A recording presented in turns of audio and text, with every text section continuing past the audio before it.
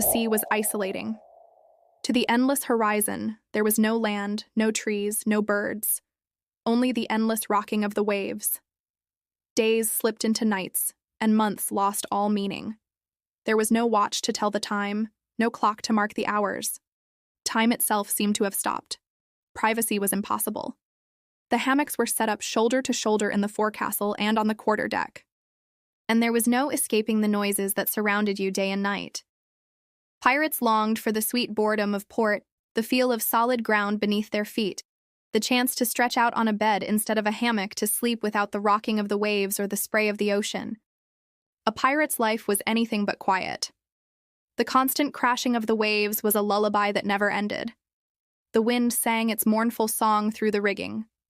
There was always the creak of the ship, the groan of the timbers, the sigh of the sails as they strained against the mast. Then there were the voices of the crew, the shouts of the sailors as they climbed the rigging, the grunts of the pirates as they did their daily chores, the murmur of conversation that never ceased. Even the rats had their own language, a scratching, a squeaking chorus that played out at night when the ship was anchored and the pirates were asleep. And then there was the snoring. Oh, the endless snoring of the pirates as they slept. Each man dreamed his own dreams, chased his own visions of treasure and adventure, and each snored in his own key. It was a cacophony of sound that never, ever stopped. Solitude was a luxury no pirate could afford. In the crowded forecastle, there was no such thing as being alone. A pirate might choose to isolate himself on deck, but even there, the smell of the ocean and the cries of the gulls were enough to drive away the loneliness. At sea, a pirate was part of a living, breathing organism.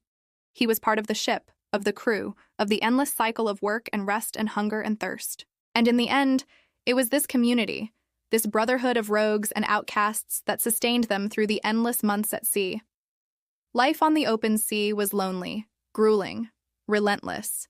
It was a test of a man's soul. But the pirates were a hardy lot. They were used to hardship. They were used to deprivation. They were used to the endless struggle for survival.